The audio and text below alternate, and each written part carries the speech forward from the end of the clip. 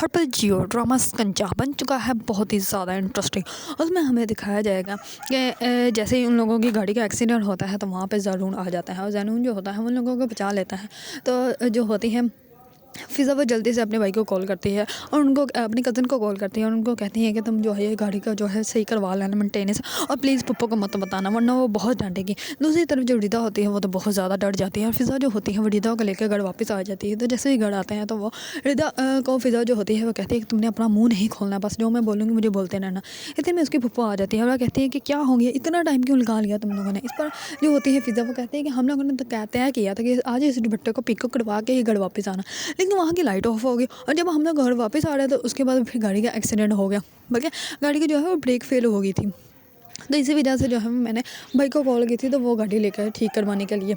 इस पर जो होते हैं उसकी पप्पा कहती है कि ठीक है। इस पर वो कहती है कि रिदा तुम्हें क्या हुआ है। इस पर रिदा के तो रंग उड़े होते हैं। इस पर रिदा जो होते हैं वो कहती है कि नहीं बस इतना पैदल चल के आए ना तो इसी वजह से थक गई हूँ। इस पर उसकी पप्पा जो होती है वो कहती है कि ठीक है तुम दोनों जो है वो ऊपर जाओ। इस पर उसकी वालदा को शक हो जाता है और उसकी वालदा जो होती है वो रिदा और फ़िज़ा दोनों से पूछती है कि आखिर का हुआ क्या है। इस पर फ़िज़ा तो कुछ नहीं बताती लेकिन रिदा तो जो होती है वो सब कुछ बता देती है और इस पर उसकी वालदा जो होती है वो फ़िज़ा को मना कर देती है कि अब तुमने गाड़ी जो है वो बिल्कुल भी नहीं चलानी। इस पर फ़िज़ा को बहुत ज़्यादा गुस्सा आता है लेकिन फ़िज़ा जो होती है वो खामोश हो जाती है।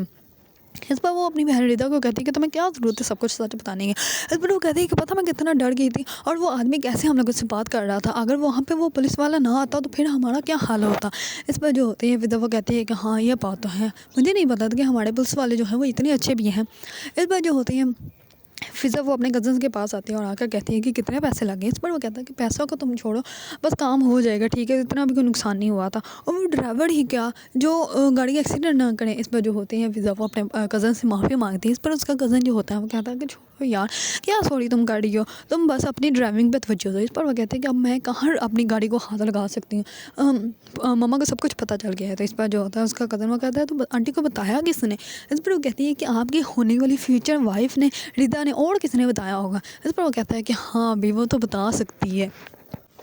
इतने में फ़िज़ा की पप्पो आ जाती है और वो फ़िज़ा को कहती है कि भाई मैंने जो है वो अपनी दोस्त के घर जाना और तुम लोग भी रेडी हो जाना, तुम लोग भी जा रही हो। इस पर फ़िज़ा जो होती है वो कहती है कि हम लोग भी जा रहे हैं। इस पर उसके पापा कहते हैं कि हाँ भाई मेरे दोस्त ने सब लोगों को इन्वाइट किया है तो तुम लोग भी अच्छे से रेडी हो जाना। इस पर सब लोग जो होते हैं वो रेडी होकर पहुँच जाते हैं रानी के घर और रानी के वालदा जो होती है वो रानी को कहती है कि तुम भी सबसे मिल लेना। इस पर वो कहती है कि ठीक है मामा, जब आ जाएंगे तब मैं रेडी होकर आ जाऊँगी और मिल लूँगी। इस पर जो होती है रानी पहले तो रेडी होती नहीं, सब लोग जैसे ही आ जाते हैं तो उसकी वालदा जो होती है वो सबसे मिलती है, सब लोग बहुत ज़्यादा खुश होते हैं। अब जैसे ही उसकी वालदा जो होती है वो ज़रून से मिलवाती है तो फ़िज़ा तो डर जाती है कि कहीं ये सब कुछ बता ही ना दे। इस पर सब लोग जैसे ही अंदर जाते हैं तो फ़िज़ा जो होती है वो कहती है कि थैंक यू, आपने हम लोगों को बचा लिया था और हमें तो पता ही नहीं था कि इतने अच्छे पुलिस वाले भी हमारे जो है डिपार्टमेंट में हैं। इस पर जो होता है ज़रून वो कहता है कि सारे पुलिस वाले ही बहुत अच्छे होते हैं। इस पर वो कहता है कि चलें आप बैठे, मुझे ज़रूरी काम है तो मैं बाद में आपसे मिलता हूँ। इस पर वो अपने काम के लिए चल जाता है और इस पर फ़िज़ा जो होती है वो रिदा को कहती है कि बच गए कहीं कहीं, अगर ज़रून जो है वो सब लोगों को कुछ ना कुछ बता देता तो हम लोगों की तो आज वाट लग जानी थी। दूसरी तरफ साकिब को आती है कॉल और कॉल सुनने के लिए वो जैसे ही बाहर आता है तो दूसरी तरफ से रानी जो होती है वो रेडी होकर आ जाती है और वो साकिब को देखते ही साकिब पर फिदा हो जाती है। उसको साकिब बहुत ज़्यादा अच्छा लगता है। इस पर वो ऐसे ही समझती है कि साकिब जो है वो मेरी वालदा की दोस्त का बेटा है। इस पर वो उनके साथ बहुत अच्छे से बिहेव करती है और उसको पता ही नहीं होता कि ये तो जो है उनके घर में जो है उनकी भाई की बीवी जो रहती है उनका बेटा है, लेकिन उसको पता ही नहीं होता और वो अपनी जो है वो आंटी के साथ बहुत अच्छे से बिहेव करती हैं, उनको खाना जो है सर्व करती है और बहुत प्यार से उनके साथ बातें करती हैं। इस पर जो होती हैं वो बार बार साकिब को भी देख रही होती है और उसकी बहनें जो होती हैं फ़िज़ा और रिदा, वो दोनों, उन दोनों को भी पता चल जाता है कि रानी जो है वो साकिब भाई को बहुत पसंद करने लग पड़ी है और साकिब भाई भी जो है वो भी उसको पसंद कर रहे थे। इस पर जैसे ही वो लोग घर आते हैं तो फ़िज़ा जो होती है वो कहती है कि मैं बिल्कुल भी साकिब भाई के साथ जो है वो उस रानी को बिल्कुल भी बर्दाश्त नहीं कर सकती। इस पर रिदा जो होती है वो कहती है कि यार तुम ऐसा क्यों कह रही हो, वो अच्छी थी और मुझे कोई भी ऐसा नहीं उसमें बुरा लगा कि तुम्हें जो है वो पसंद ना आई हो। इस पर जो होती है फ़िज़ा वो कहती है कि हाँ तुम्हें तो पसंद आई हो अगले, लेकिन मुझे वो बिल्कुल भी पसंद नहीं है। वो कैसे, वो सिर्फ पप्पू के आगे पीछे ही घूम रही थी, उनसे ही बात कर रही थी, हम लोग उससे तो वो बात ही नहीं कर रहे थे, जैसे हम लोग नज़र ही ना आ रहे हो। इस पर वो कहती है कि ऐसे कोई बात नहीं, उसकी वालदा भी बहुत अच्छी थी, उसने तो हम लोगों से बात की ना। इस पर वो कहती है कि वो सिर्फ कवर कर ली थी कि उनकी बेटी का बिहेवियर जो है वो सबको समझ ना आ जाए। मेहमानों के जाने के बाद रानी जो होती है वो अपनी वालदा को बताती है कि उसे साकिब बहुत ज़्यादा पसंद है। इस पर वो कहती है कि साकिब जो है वो उसका बेटा नहीं है, बल्कि वो तो ताहिरा के बेटा है। इस पर वो कहती है कि अच्छा, लेकिन जो भी वो अपनी वालदा की माने या ना माने, लेकिन वो अपनी पप्पा की ज़रूर मानता है और ये अंदाज़ा मैंने लगा लिया है। इस पर उसकी वालदा जो होती है वो कहती है कि तुम उस घर में जाओगी और वो भी उस मेरी सहेली के होते हैं, तो तुम वहाँ पर बिल्कुल भी एडजस्ट नहीं कर सकती। इस पर वो कहती है कि क्या हो गया मम्मा, पहले तो आप अपनी दोस्त की बड़ी तारीफ़ों के पुल बांध रही थे और अब क्या हो गया। इस पर वो कहती है कि वो मैं अभी भी बांध सकती हूँ, लेकिन मुझे उसके बिहेवियर का पता है, वो भी बिल्कुल तुम्हारी तरह है। अगर तुम किसी को बर्दाश्त नहीं कर सकते तो वो भी किसी को बर्दाश्त नहीं कर सकती। इस पर जो होती है रानी वो कहती है कि बस आप मुझे एक दफ़ा उनके घर जाने तो दें, उसके बाद मैं आपको बताऊँगी।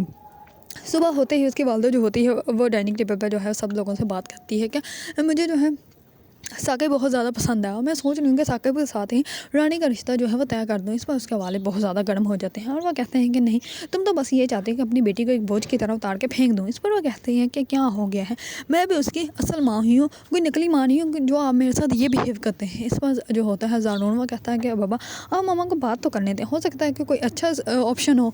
इस पर जो होते हैं उसके वालिद वो कहते हैं कि हाँ, तुम बस मुझे हथकड़ियाँ लगा दो। इस पर वो कहता है कि बाबा ऐसी कोई बात नहीं, मैंने तो जस्ट एक बात की है। और रात का ज़ारून जो होता है वो उसको डाइनिंग टेबल से फ़िज़ा का जो है वो एयररिंग मिल जाता है। इस पर उसका एयररिंग जो है वो उठा के अपनी पॉकेट में रख लेता है और वो कहता है कि मैं सुबह जाते ही उनके घर जाकर उनको दे दूँगा। इस पर फ़िज़ा जो होती है वो एयररिंग बहुत ज़्यादा ढूंढती है, लेकिन उसका एयररिंग कहीं भी नहीं मिलता। इस पर सुबह जैसे ही ज़ारून उनके घर आता है तो वो फ़िज़ा ही दरवाज़ा खोलने के लिए जाती है। इस पर ज़ारून जो होता है वो कहता है कि मुझे उम्मीद नहीं थी कि आप ही दरवाज़ा खोलने आएंगे। इस पर वो कहती है कि मैं पास थी तो इसी वजह से मैंने ही दरवाज़ा खोल दिया। इस पर ज़ारून जो होते हैं वो कहता है कि आप लगता है कोई परेशान है। इस पर वो कहती है कि नहीं, ऐसे तो कोई बात नहीं। इस पर वो कहता है कि हो सकता है आप इसकी वजह से परेशान है। इस पर वो कहते हैं कि ये आपके पास कहाँ से आया। इस पर वो कहता है कि चीज़ें ढूंढने की ड्यूटी है हमारी, तो इसी वजह से हम लोग हर चीज़ ढूंढ लेते हैं। इस पर जो होती है फ़िज़ा वो कहती है कि आपका बहुत बहुत ज़्यादा शुक्रिया। इस पर ज़रून जो होता है उसको एयररिंग दे के वहाँ से चला जाता है और वो कहता है कि बस मैं यही देने आया था, मिलने नहीं आया था, और जब पूरी फैमिली आएंगी आप लोगों से मिलने तो फिर मैं ज़रूर आऊँगा। अगर आप लोगों को ड्रामा शिकंजा पसंद है और इसके बारे में न्यू न्यू अपडेट जानना चाहते हैं तो मेरी वीडियो को लाइक, कमेंट एंड सब्सक्राइब करना मत भूलिएगा।